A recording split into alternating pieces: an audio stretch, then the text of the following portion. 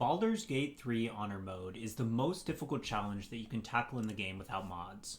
After beating it with a full party, I decided to take it on completely solo. No companions allowed to join my party for combat, no camp casting or benefits received from playable characters. In this combat-focused video, I'll be breaking down how I survived some of the hardest fights in the game, the build that carried me, and the exact strategies that I used to advance as far as you can go in Honor Mode alone. Making YouTube videos is new for me, so I hope you enjoy my content. Please consider liking the video or subscribing to help me out as I grow my channel.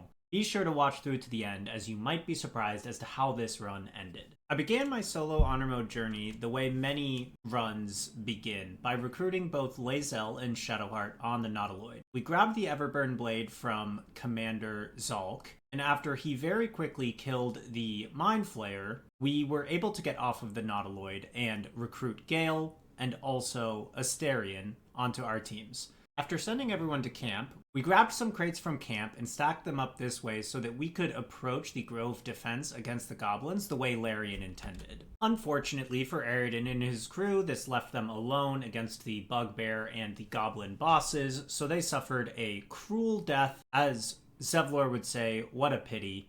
On this run, I started out as a fighter.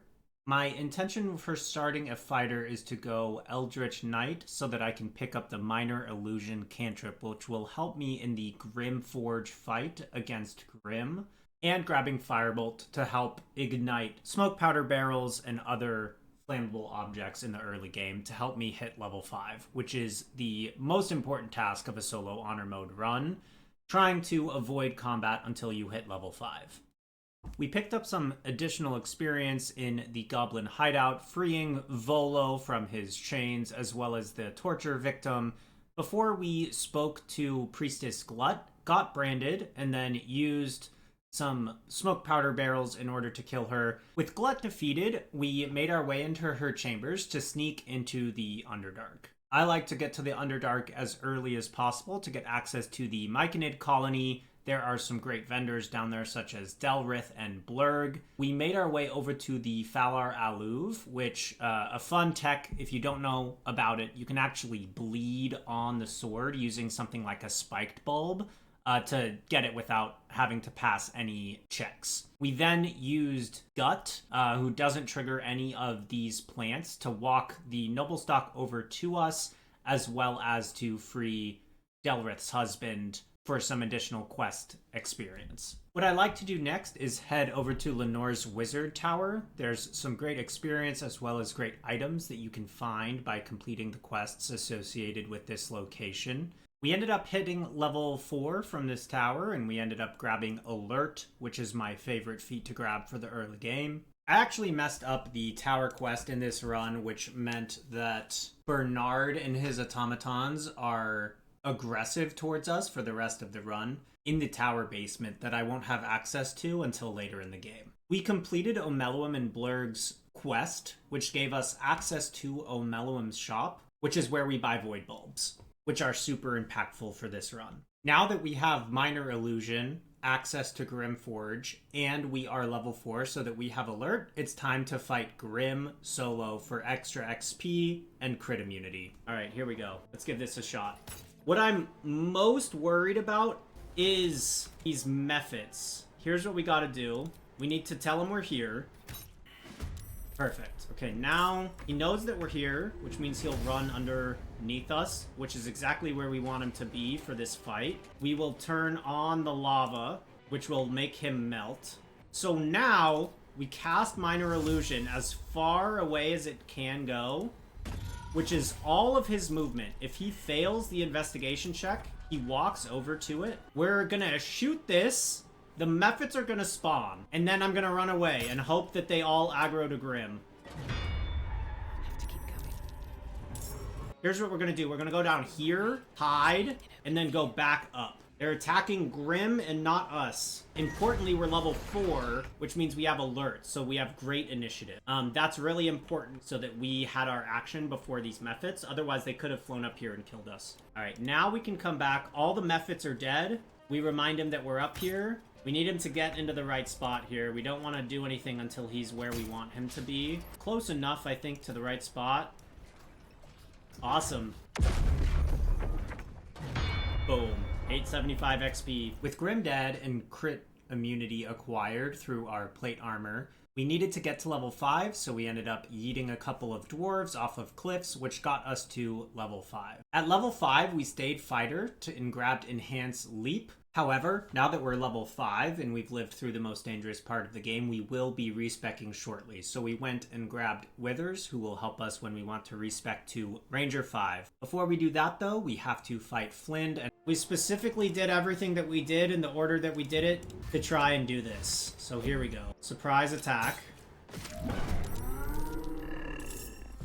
Flind is gonna come to us and attack us next turn. But then we're gonna get a chance to convince her to be on our team. Wait, why is she not talking to me? That's bad. Use a void bulb. Bring our friends together. Throw a smoke powder bomb. Bad, bad, bad. This fight so far is not going the way I expected it to. It's actually going quite opposite. Dude, why is she doing this to us? We need to disengage. We have to get out of here. They don't see me. I don't think we win a 1v1 against Flind. We go again. He's dead. He's so dead. Oh my god. We cannot compete with that. Poisoned and fall asleep? Her falling asleep would be good. Immune to drow poison? Oh no, guys. We're about to face the consequences of our own actions. What can we do? 75%. Huge.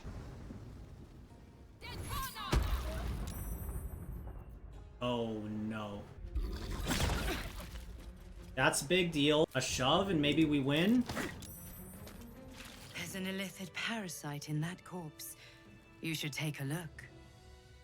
Oh my gosh. With Flind dead, my objective is to continue to gain more experience, so we moved over to Joaquin's Rest, where I built a collection of smoke powder barrels to take out the Flaming Fist. Okay, that went well. Yeah, happy about that.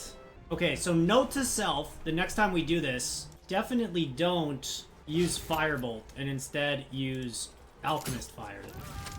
With Joaquin's Rest taken care of and looted, we moved down to the Zentarim hideout to defeat Xeris and her allies, as well as get some valuables here. Alright, well that took care of most of the people we wanted that to take care of. How about we toss this guy into the fire? I don't know what you're doing over here, bucko, but I definitely don't need you up here. You can get shot and killed. And then we can go over here, shoot this guy as well. You are just making my job easier.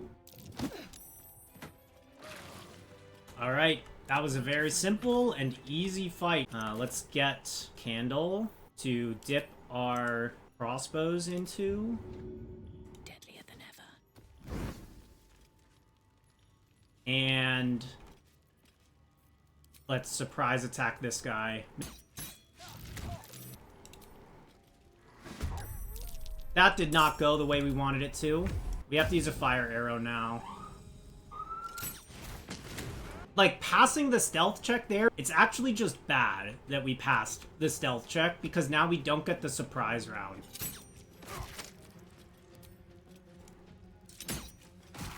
Oh, you're making a mistake, honey. I don't think you want to be here. To where she falls down there. Let's just shoot the wolf. And throw a knife at her. Seems like the best way. Best bet is to just shoot her twice here. This is going pretty well. I mean, definitely a fight that it feels like with good positioning. I bet there's a way that we could have played this and done this at level 4. We're still level 5, and so it's time to head back to the Grove and deal with Kaga's quest line and the Shadow Druids. We exposed Kaga, but we were able to persuade her to join us for this fight. And I'm going to speed this fight up a little bit to kind of show you guys how it went. This isn't typically that difficult of a fight, especially if you convince Kaga to be on your side, because her Moonbeam can be so powerful. After this fight, we will be stealing the Idol of Sylvanas, as well as respecking at Withers to go to 5 Ranger. Now that we have the Titan String bow and 2 hand crossbows, we can really get a lot of value out of being a Gloomstalker Ranger, which is the core part of this build. We sneak, we go turn-based mode, and then we drag this into the darkness, and we pick it up. And then we get the hell out. I mean, that went pretty well. Now it's time to go full Ranger. I ended up going Ranger Knight to keep heavy armor proficiencies. Feel free to pause the video to look at my ability point distribution. At level 2, we grabbed Hunter's Mark and Enhanced Leap, as well as the archery fighting style. At level 3, this is where we're going to be grabbing Long Strider, which gives us 3 additional meters of movement. At level 4, we get to select our feat, and we are selecting Alert once again. I find this the most impactful feat in the entire game. And then at level 5, we're grabbing Silence, as we're about to go fight the Harpies, and I felt that Silence might help us with that fight.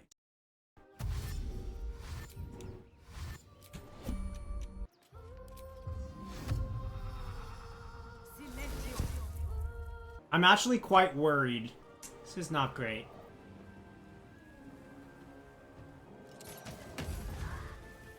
Alright, let's see how this goes. 6 damage.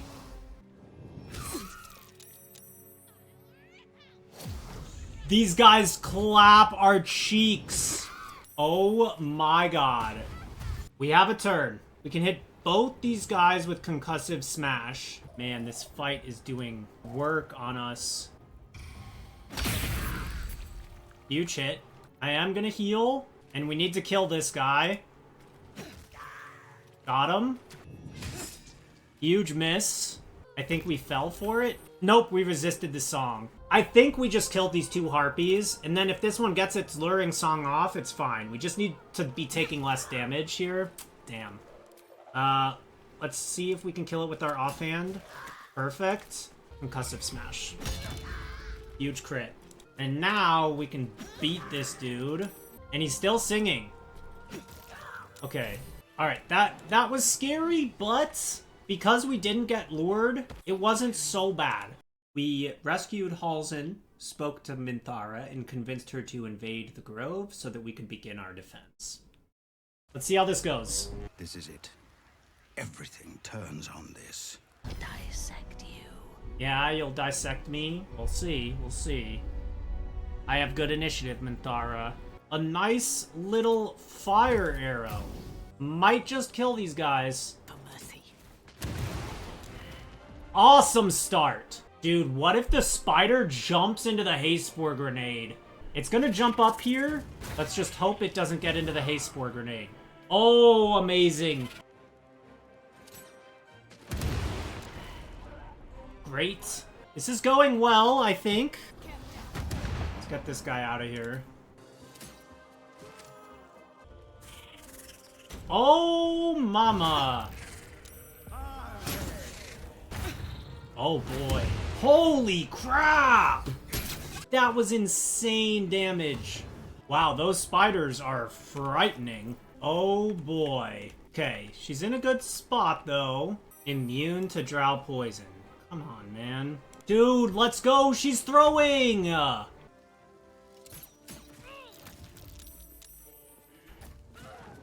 her rot. The Absolute's allies deserve no better. 07 to Zevlor, man. What happens if we go to the goblin camp now? Uh-oh! It's a fight!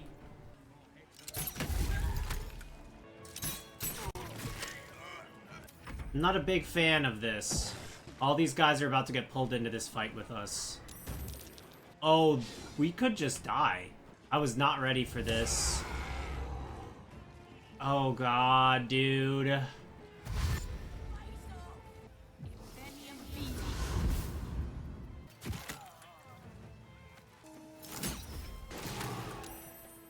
How? How can he hit that? That's crazy, dude. No shot he can hit that. This is bad. I think we have the resources to deal with this.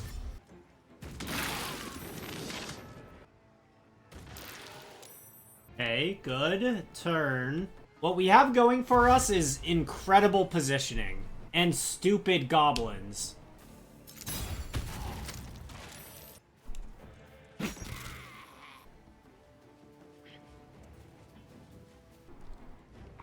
Oh, he can jump. Like, they're not... we're not in a crazy amount of danger. Perfect. We need to shove this guy back down there and then kill this person. We have to kill this guy.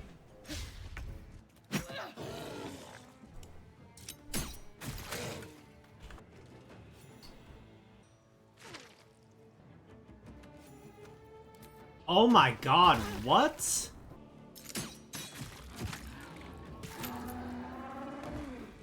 Oh my god.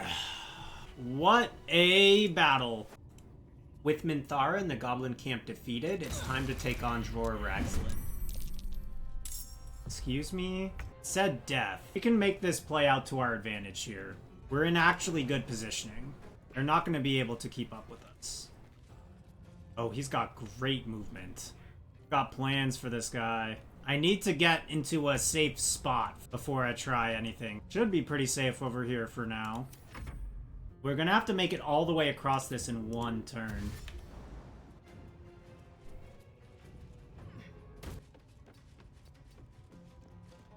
It would be great to get this guy to fall all the way down here, right?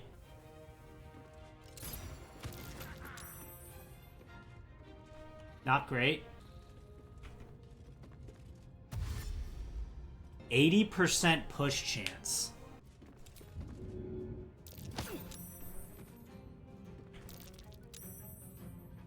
Hello? He took no damage? Sure, bud. Get him, Spidey.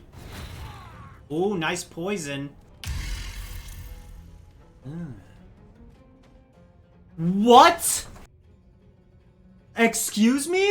How does he have that angle? Oh, dude, let's go. He's just chilling. What a good boy. This is how good boys behave. Good job, W'wargaz. Everybody's proud of you right now. Do whatever you want, Spider. Stay right there. Yes! You do whatever you want. Okay, maybe not that. Spider being scary. This guy needs to die soon. Do nothing. Yes! Come on, one more time.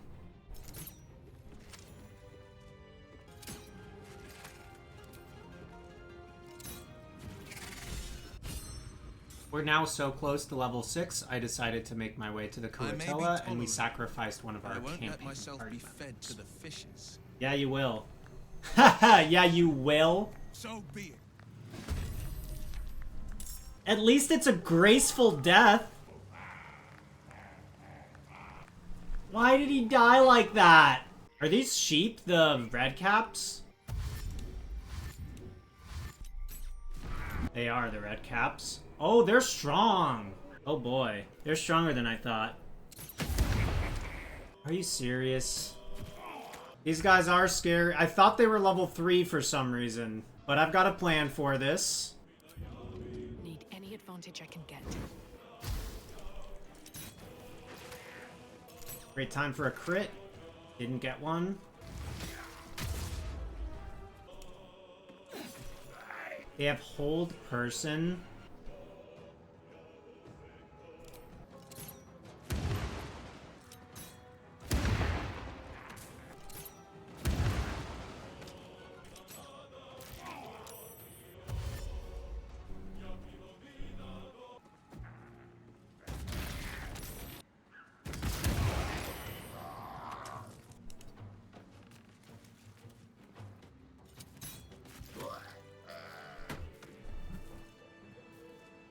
Not bad. Drow Poison kind of did work there, to be honest. With the red caps defeated, we've finally hit level 6, which is where we get to take our first level in Rogue.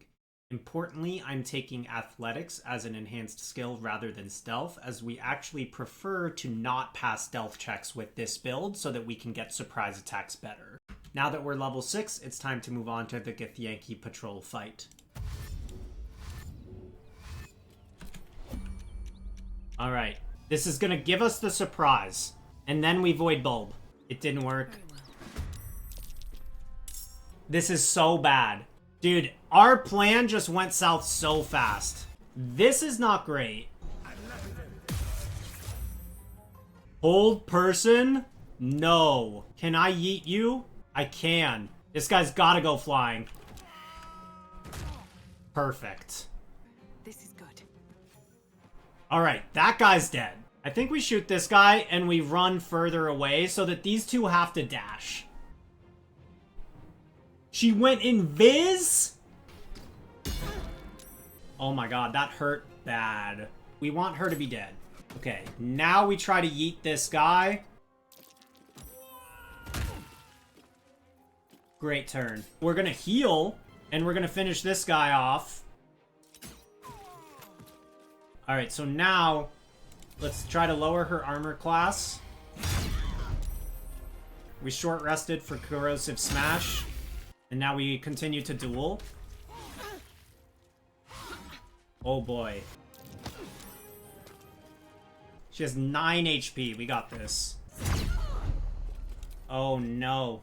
We're gonna heal. Or, what if we put...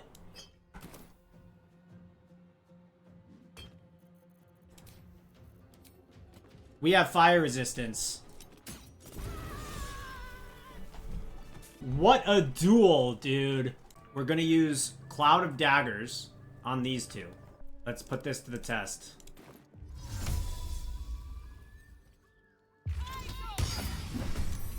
They're surprised, which is exactly what we want.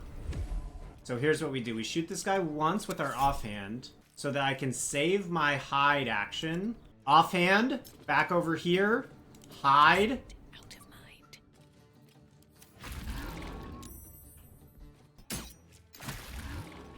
Alright. Back over here, hide. Any attention right now. Back over here, hide. I wonder if I can just hide here. When there's just one, I can. Okay. Alright, well, that is Ogres. Hogwash, of course. With the Grove questline completed, we're able to move into the Mountain Pass to speak with Lady Esther and deal with her the only way anybody ever should. Good talk. Now, our primary focus is on achieving level 7.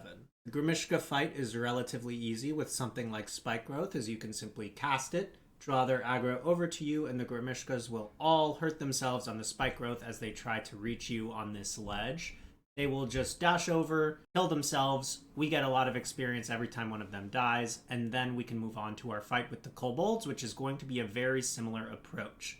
Spike Growth at this point in the game did a lot of work for us with our Ranger build, controlling the battlefield, slowing these Kobolds, and forcing them to take a fight the exact way that we wanted them. Each of these Kobolds is worth 75 experience, and so with the Grymmishkas and the Kobolds together, we're earning tons and tons of experience. With the Kobolds defeated, we completed the Morning Lord's Radiance quest, which gives our weapons 1 dice for radiant damage every single attack that we get. And with access to the Githyanki Crush, we have access to a vendor with some of my favorite items in the early game, namely the Defender Flail, which gives us +1 armor class in the weapon slot.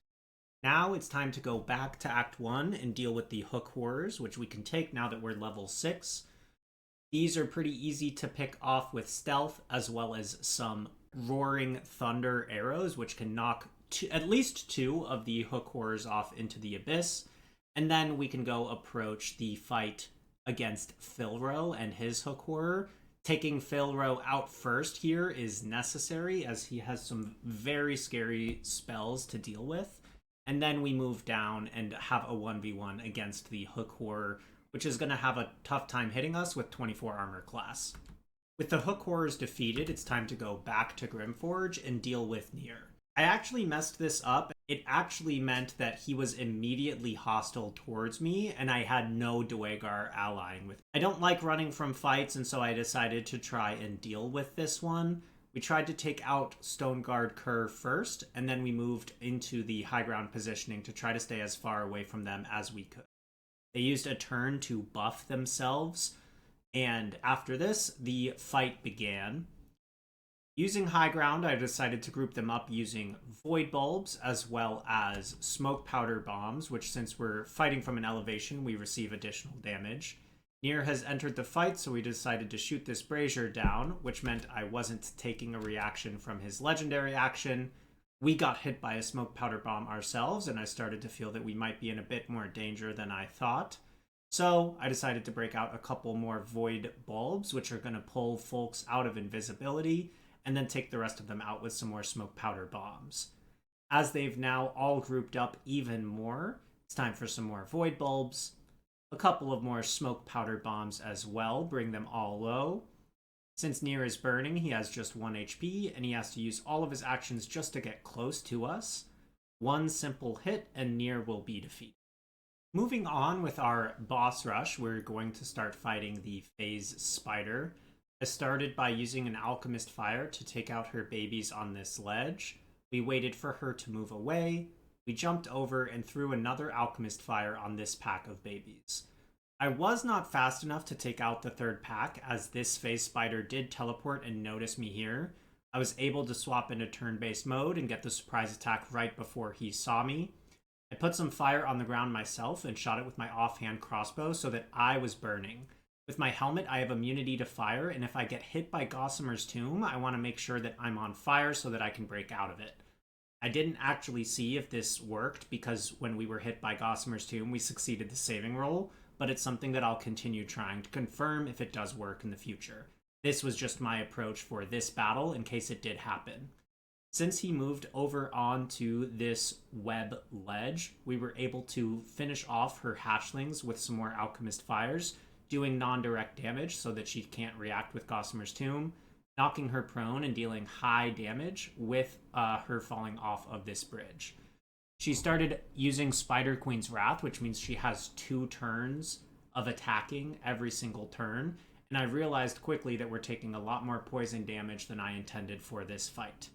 This meant it was time for me to bring a Elixir of Poison Resistance into the battle, as now that we're in melee range, I didn't want to end up losing our run here. I drank the elixir, and then we simply started hitting each other. We were able to do more damage than she at this point, and we won the fight. Now we head to Act 2. The Shadow-Cursed Lands.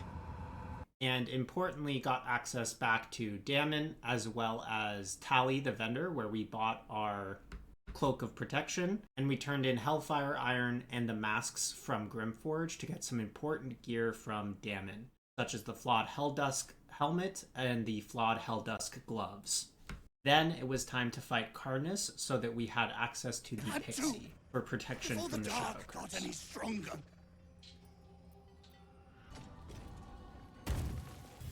It means I can't really kill the other people.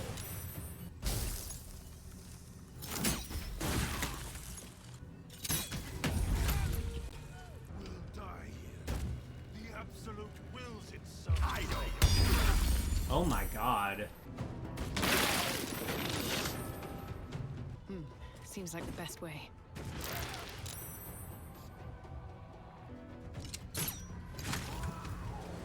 Oh, I don't love that he's coming up this way.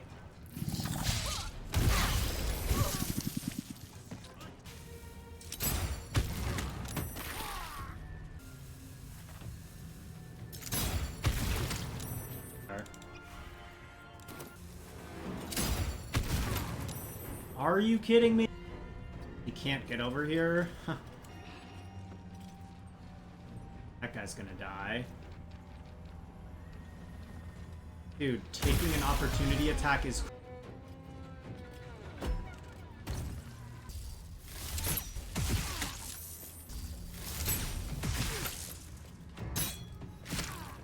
Honestly, getting pushed off wouldn't be the end of the world.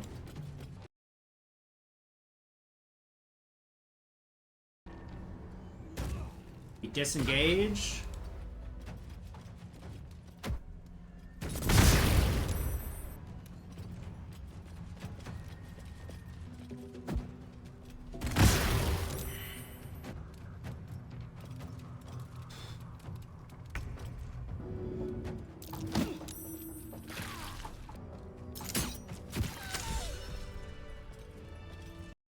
As we still have Morning Lord's Radiance, we are going to go grab the other permanent buffs that last until long rest from this puzzle here. We can get +5 to intelligence, +5 to wisdom, as well as +5 from charisma from passing these different difficulty class checks here in this puzzle. With these buffs as well as bliss spores, it's time to have conversations with the Thorn family so that we can get some easy experience while avoiding combat. At this point, I'm very close to level 8, and so I made it over to the Cursed Kuatoa. You can actually shoot and surprise and take all of the experience from these Cursed Kuatoa with 0 risk by just standing up on the ledge and shooting them with your bows, your spells, whatever it might be. You can also lure them out with things like Minor Illusion if you want to group them up for things like Ice Storm as well, but it's a lot of experience. I then wanted to go back to the Fresh to take out the Eagles, and it's important in an honor mode run that you are always allowing your enemies to spawn more enemies in when you can handle the additional fight and the additional risk. So we allowed her to call for help from all of her friends, thus spawning even more eagles for us to get experience and eagle feathers, which we can use to make potions of flying, which are going to help us later on in the run as well.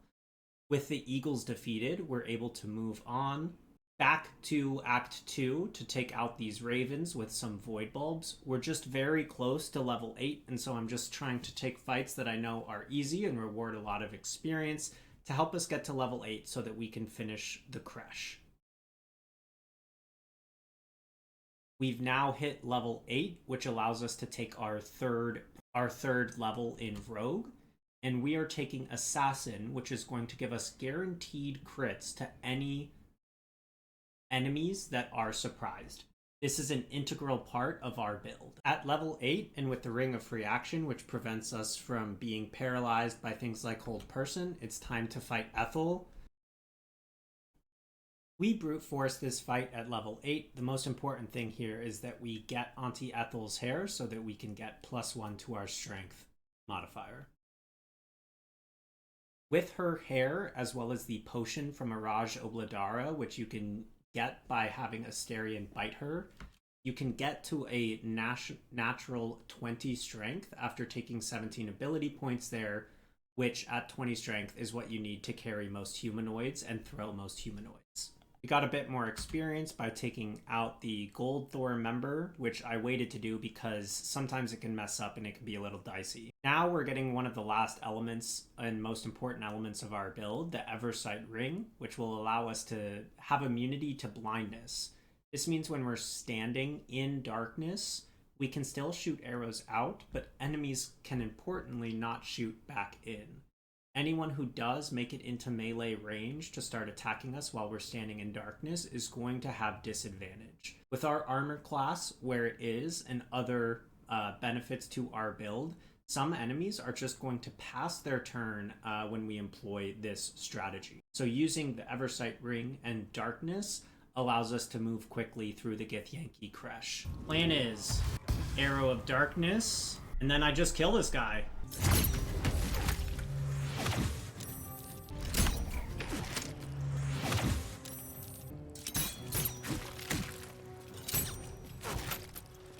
Going to use a humanoid slaying arrow. No shot.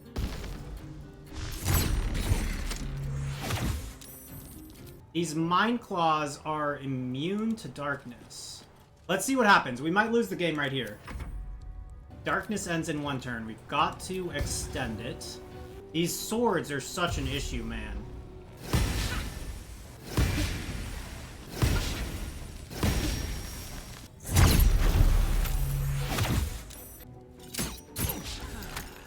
We're just gonna use a potion of speed right now and go lethargic and hope nothing bad happens. No shot. We could lose because of that mistake. Oh, yep, it's over. We're dead. This guy's gonna kill us. And if he doesn't, it's unbelievable.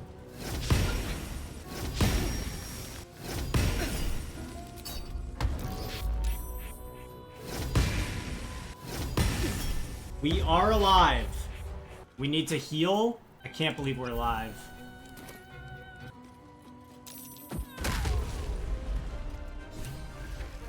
Unbelievable.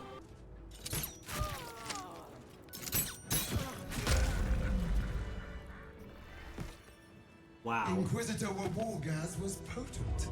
With the Crush defeated, we have a forced long rest, as there is a story progression moment with Kithrak Voss. This means we lost all of our long rest buffs, such as Bliss Spores, Morning Lord's Radiance, and those +5 bonuses to our ability. To make sure our DPS is still high, I bought the Drakethroat Glaive from Rare Moonglow, which we can use to infuse our weapons. And then our main objective is to get to level 9. We fought the rest of the plants in Act 2, which can sometimes get a little bit dicey because they can pull you and sometimes actually force you to go into a chasm, which can end a lot of potential runs. Luckily, we knew that this was coming, and so we were able to deal with these plants. And now we're so close to level 9 that we're actually going to head to Moonrise Towers. This led to a fight in the Moonrise Tower prison that I was absolutely not prepared for because we pulled a scrying eye into the fight. But the good news is we were able to survive and importantly get to level 9 off of this fight. Oh, I didn't get the surprise on these guys. That's fine. I don't need it. Oh, I don't love that that made it into the fight.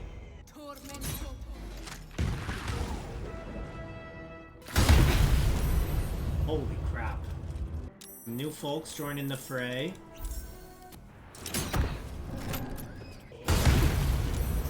That's a problem. This is not how I imagined this fight going. Can we get out of this, though? I think we can. This is bad. Too many people are coming in. This is looking really sketchy. Jesus. That's fine. We're gonna bust out the old reliable here. Need our void bulbs.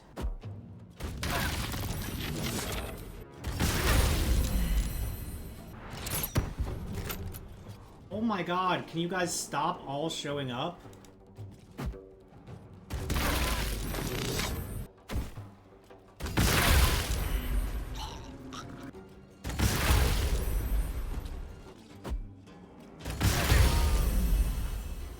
Bringing out the oil of combustion.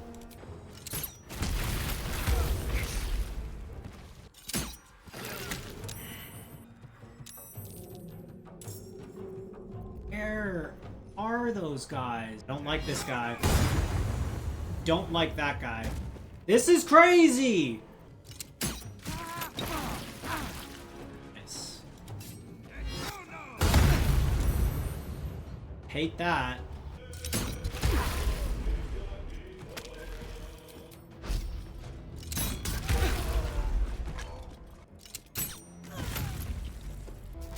Screw you.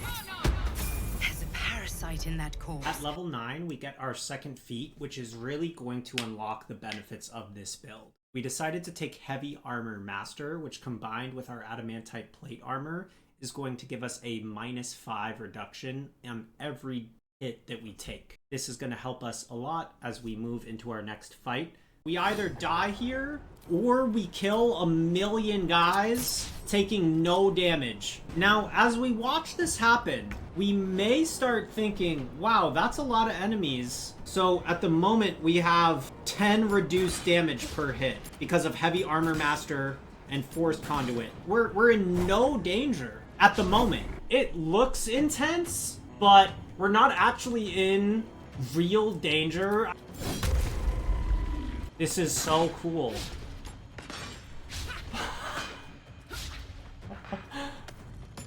These guys are all melee. This is great. This is exactly what we wanted. It is possible that wearing the adamantite armor might have been better for this fight. We're doing fine, I think. Alright, we're slowly starting to eliminate our foes here.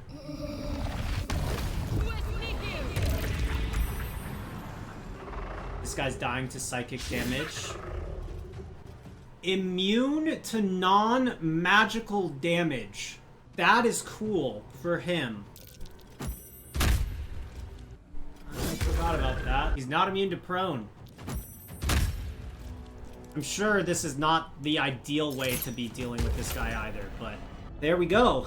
That's that fight dealt with. I don't have a ton of experience with Reverberation. What does Reverberation do exactly?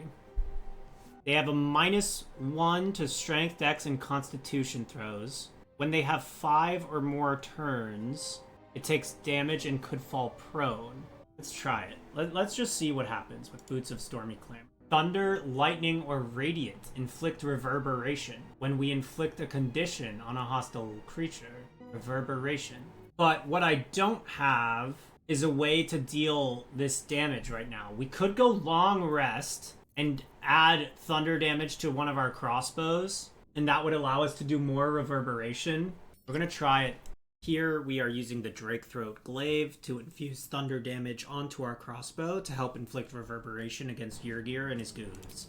Oil of Accuracy, Sneak Attack, Arrow of Many Targets. Here we go. 4 stacks of reverberation on everybody we hit. They're all prone. Excellent. Fiend Slaying. And now he's invis. I'm casting Spike Growth.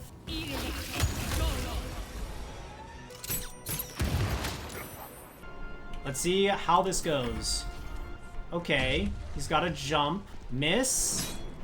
Miss. Let's try to kill Yurgir here. We're gonna kill him. I don't like that he's standing here. Now we can throw the Void Bulb. And now they all kill themselves?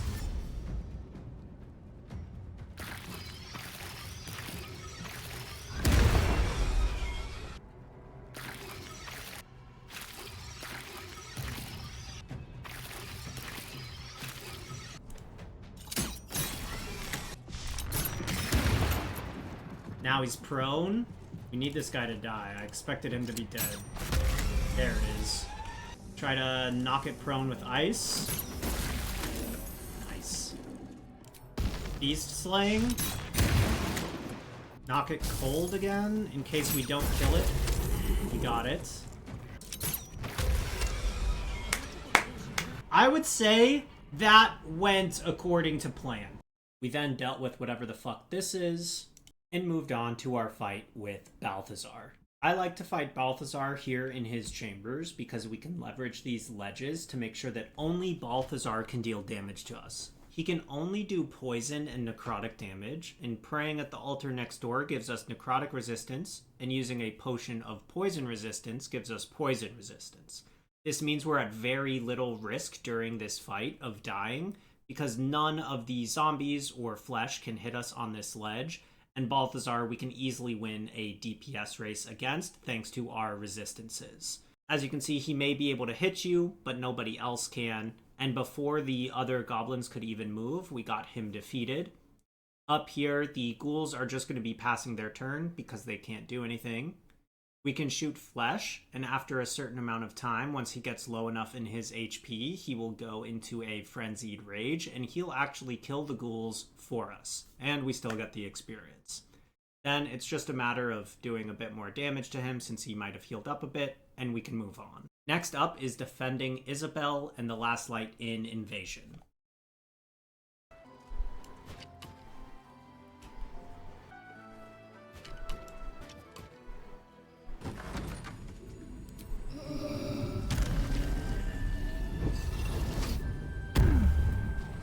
Just gonna use Vigilance just to make sure we have, like, Giga Initiative. Marcus! I've been blessed. Okay, it's my turn. And then it's Marcus's turn. Invisibility. Now she's invisible. I drink a potion of speed. I walk this man out here.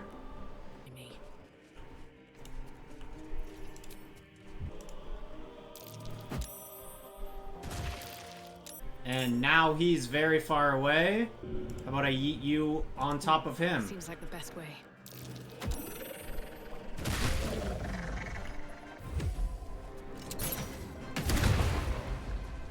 Alright, well, Marcus is dead. Isobel is invisible. That went well. Alright, step one. We set up darkness here so that no arrows can come to harm that area. Step two, an arrow of many targets. Crit miss is terrible. We might not have the damage to do this. I want them to group up right now.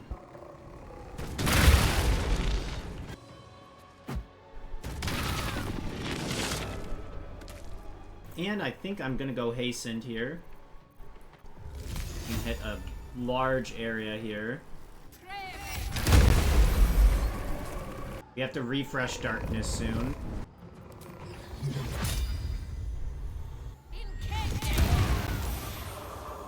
We have to refresh darkness.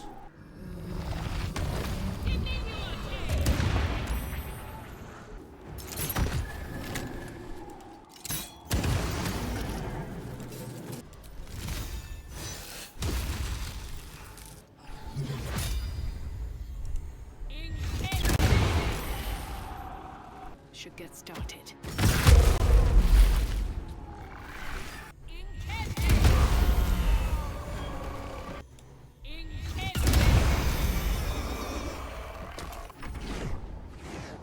Oh crap. Forgot to refresh darkness.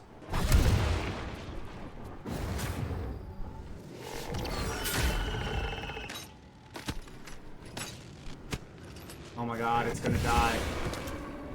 Holy! What an almost throw. But something's wrong. I mean, for our first ever solo portal defense, that went pretty well. With portal defense and the last light in defense completed, it's time for me to start cleaning out the mean locks. The mean locks underneath last light in are a scary fight that can be very sneaky and end your run if you're not prepared. I like to use protection from evil and good so that I have immunity to fear and that they have disadvantage on me and I have advantage against them.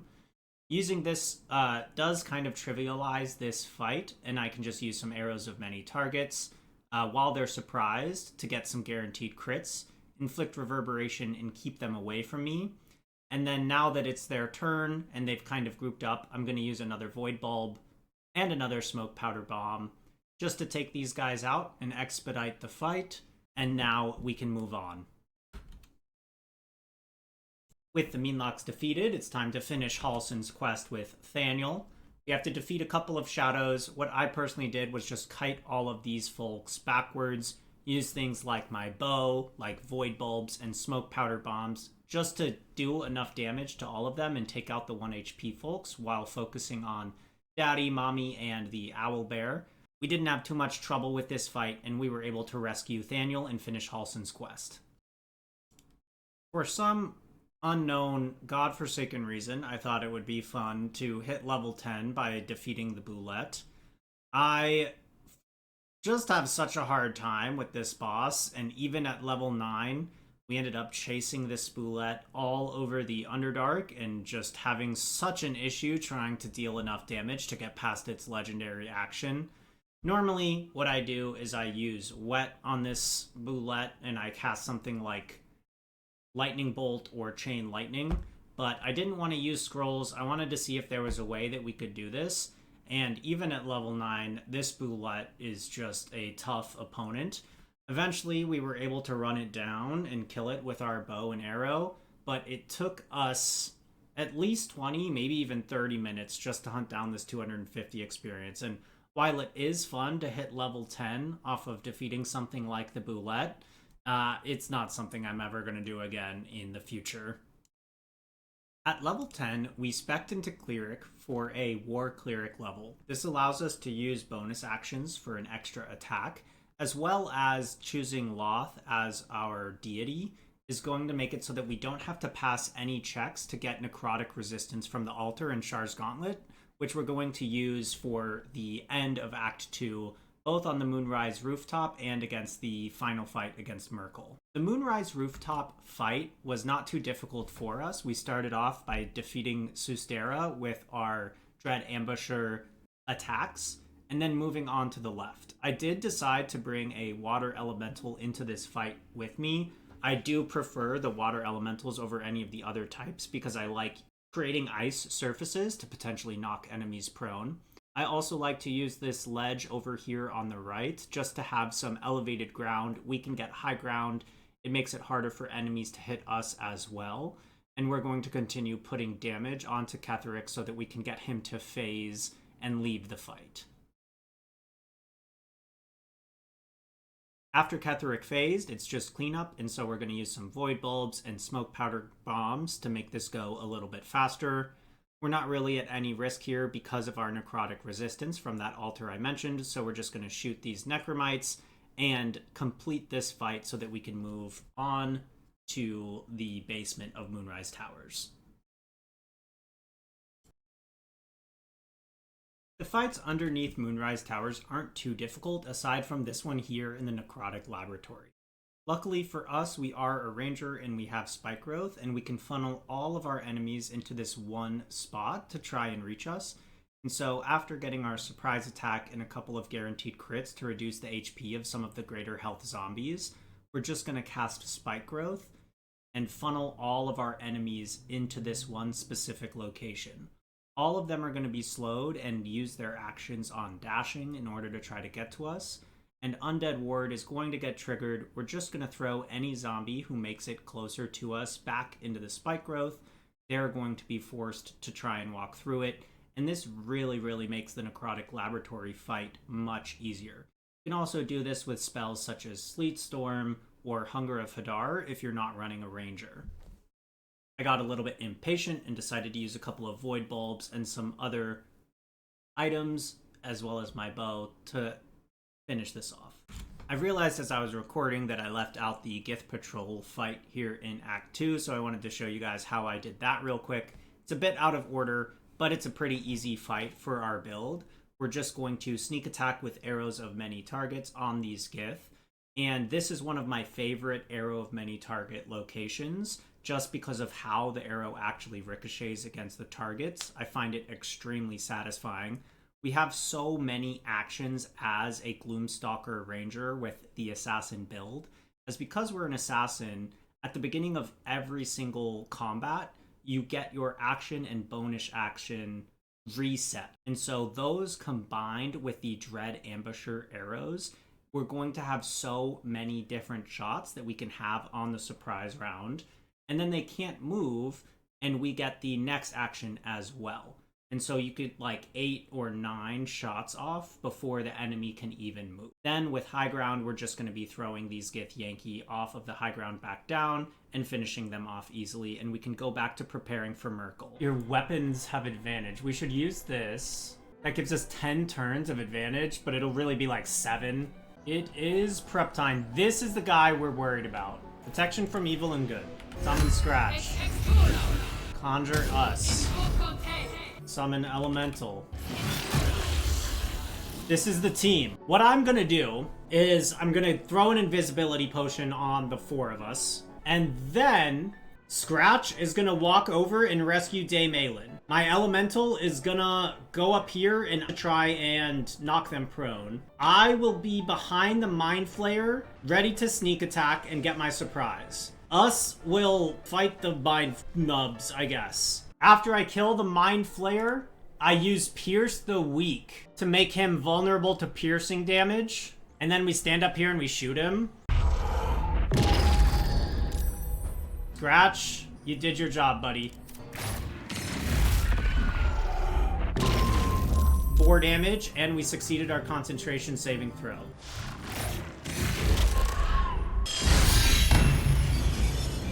Okay, that's not amazing.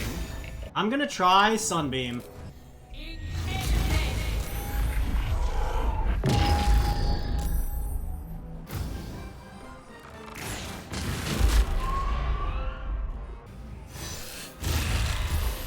Elemental's doing work too now.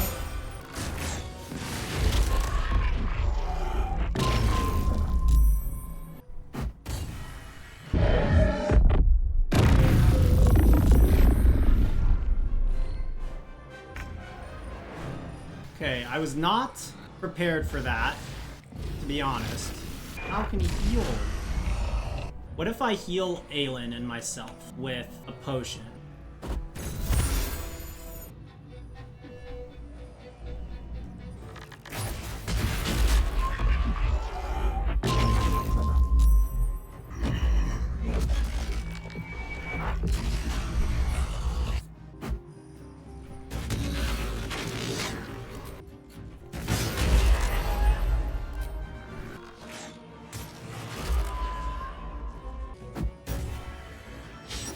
Bring out another elemental.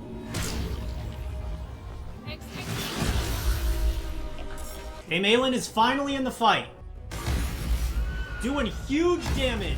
Oh, yeah, baby. We have water. 58 damage now. 58 damage. He's still wet. Oh, God, that was stressful. I'm so happy. For the rest of this run, you'll see me appearing as a VTuber because my community on Twitch unlocked the ability for me to stream as a VTuber since we hit 500 followers. After we've defeated Myrkul, it's time to have our encounter against the Githyanki who are trying to rescue Orpheus from the Emperor's clutches. This can be an extremely risky and difficult fight if you're unprepared. I decided to wear Ketheric's armor because it has a toggle that allows you to make it so that you can't be moved against your will. This is extremely important in this encounter because they do have abilities such as air fists that can knock you off of ledges or even potentially knock you into the chasm, causing you to lose your solo honor roll. Because we can't be moved against our will, I decided to take the high ground so that we could be away from the melee attacks of some of these Gith, as well as throwing them off like we did just then. And it's my objective to try and kill the Prelate here, as he's the highest threat. You can see we still had to use a saving roll against those air fists, and I had to go lethargic on one of our turns with our potion of speed, but I really wanted to make sure that we got through this fight, so I was hastened the entire time. One of the first things that I do entering Act 3 is stealing the ring from the genie and taking out these dinosaurs. With our build, this is just highly satisfying as you can isolate each one of the dinosaurs and take them out with crits. I just have so much fun in this part of the game using our build and seeing it finally come to fruition with the astral tadpole abilities such as fly and black hole. And so we're going to take each of these guys out and grab some important items that you can find in this area. What's important to locate up here on this ledge is this backpack that has a very cool ring in it. This ring is called the Band of the Mystic Scoundrel. It can be useful for some builds, not ours necessarily. And then in here there's a legendary weapon called Nautiloid, which we never used, but it's still nice to have. Next, I wanted to test out our new Astral Tadpole abilities, and so I went underneath the church to deal with the Monk's Necklace quest. I used Spike Growth, and I wanted to see how Black Hole would interact with it. I wasn't actually sure if Black Hole would destroy the Spike Growth or not. Luckily for us, it interacts exactly as we thought it would, and it allows us to pull them all in to the middle of Spike Growth and force them to try and walk out. This made me really excited to try future builds that might combine things like Hunger of Hadar and Spike Growth together, which we won't be able to do on solo runs, but I would love to try and do a duo run in the future with a friend that's focused on crowd control and abusing Spike Growth and Hunger of Hadar together. This got us to level 11, which isn't that impactful for us because I do plan to respec at level 12 to get 2 levels of fighter. But because we couldn't get the second level of fighter, I decided to just grab an additional level in ranger because I thought we could get more from 1 level in ranger than we could from 1 level in fighter. 2 fighter gives us action surge, but 1 ranger gives us protection from evil and good. Now, my primary focus is on achieving level 12 so that we can hit our endgame build. I decided to head to Ansur's trials because you can get so much experience for completing these trials, and it's actually extremely easy to cheese a lot of these trials. By casting Banishment and moving this art piece over here, you can pass this trial. Simply shooting this individual on the right passes this trial. And then you can actually just use a lightning spell on any of these chess pieces to cheese this one.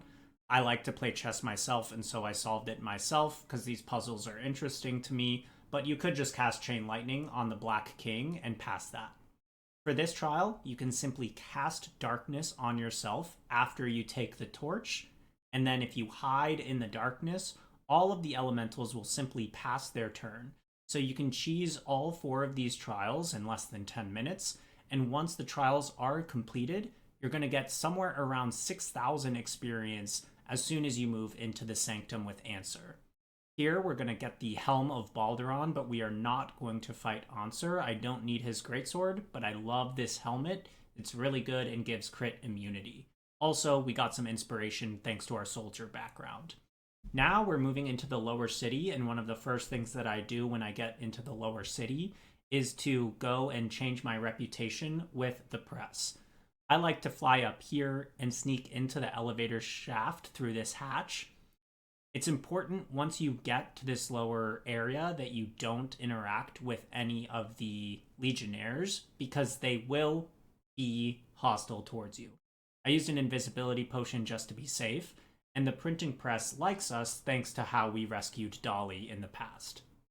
If you head over to these doors and this wastebasket in this room, you'll find the Make Big Money by Trading with Adventurers slate.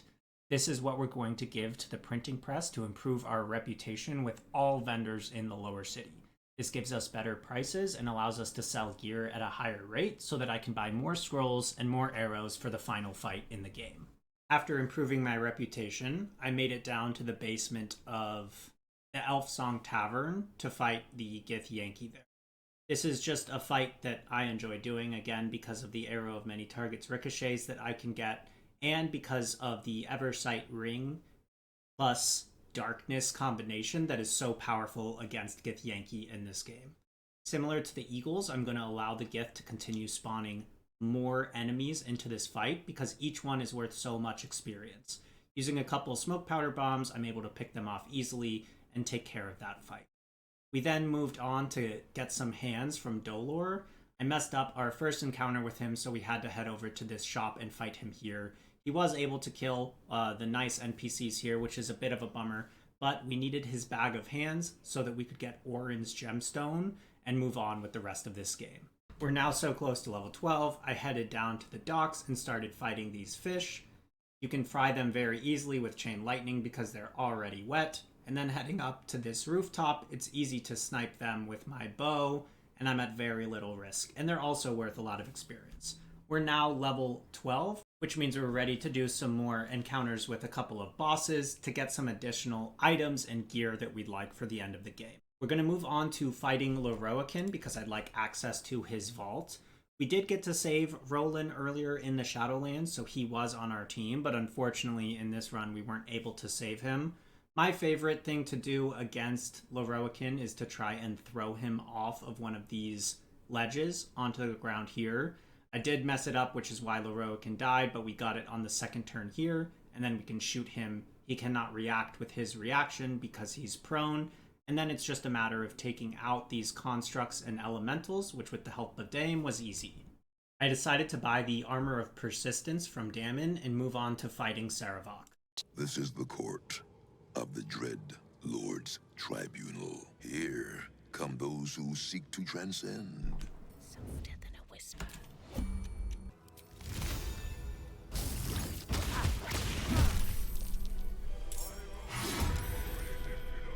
And away I go.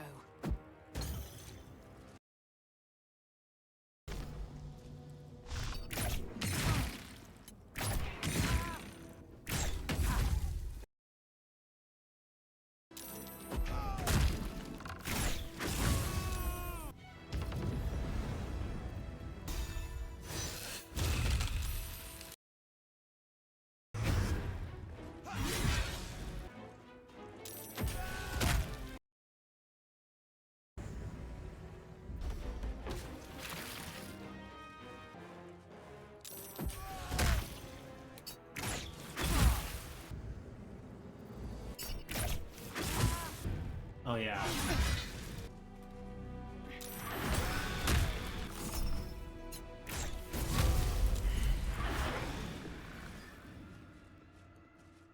Okay, listen. If Larian didn't want me to fight Orin this way, why did they put these chasms here? With 20 strength, which we have thanks to the Angel Hair, or the Auntie Ethel Hair, and the Arajo Bladara potion, we can simply pick Orin up and yeet her off of this chasm. Now she's dead, and we just have to take out her cult of weird assassins, who, luckily, all can be thrown with 20 strength or less. And luckily, this chasm is right here, so I think that this is exactly how Larian intended for us to do this fight.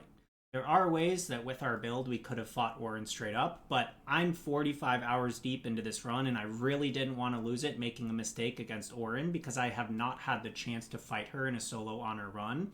And since I was scared, I decided to just push everybody off the edge here, take the easy route out, and move on to the end game here.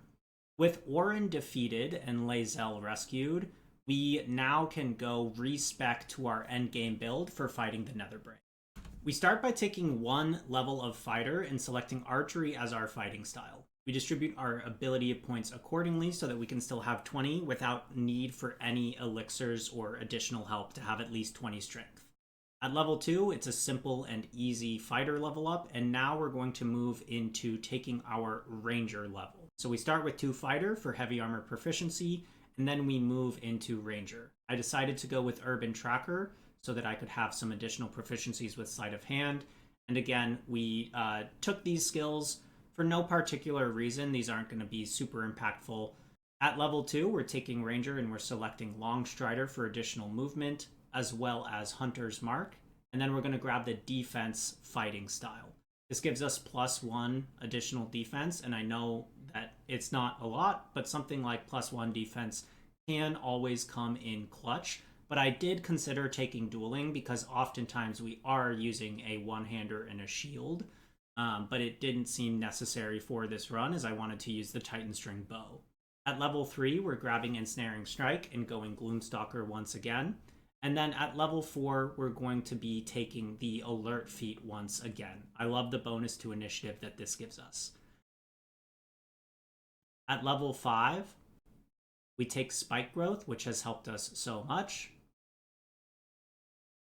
And now that we're level 5 Ranger, it's time to go back into Rogue so that we can get Assassin and our second feat.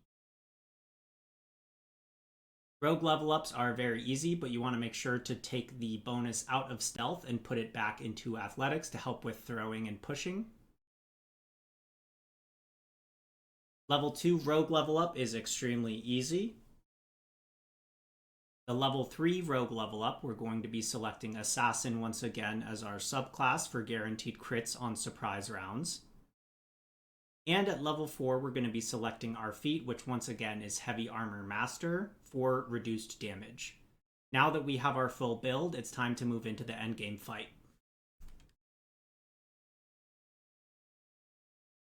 Let's try it, guys. Let's see what happens. I begin the fight with the Nether Brain by turning both myself and the Emperor invisible and flying over to the crown of Karsus. The Emperor begins channeling his ability that allows us to enter the endgame fight, and I use a Arrow of Darkness so that we can't be targeted. I have the Emperor attack the Brain first so that he's mind broken, not me, and then I begin shooting the Nether Brain myself. Since we can't do the same damage 2 turns in a row, both the Emperor and myself start casting Chain Lightning here on turn 2. Now I made one of the greatest mistakes of my Honor Mode career, and I flew over to this area. Are we winning, chat? No! How? Oh, brutal, man. You aren't aware of the mechanic that we just saw. That is called Marked for Negation. And while the platform and where I was standing looked like it wasn't going to fall apart, I did receive a condition called Marked for Negation. So because I had that condition, I fell to my death and lost the run. I reloaded the save and tried once again. I realized that in the last fight, I didn't even use my action surge, which was the whole point of taking 2 levels of fighter. I used it in this round, and I made sure that I wasn't standing where anything was marked for negation. And on this round, using my Terrazul as well as using my action surge, we were able to do enough damage to actually win right here at the end. But it doesn't count. We lost the run, and we're going to have to try again. If you liked this video, please subscribe and stay tuned for more.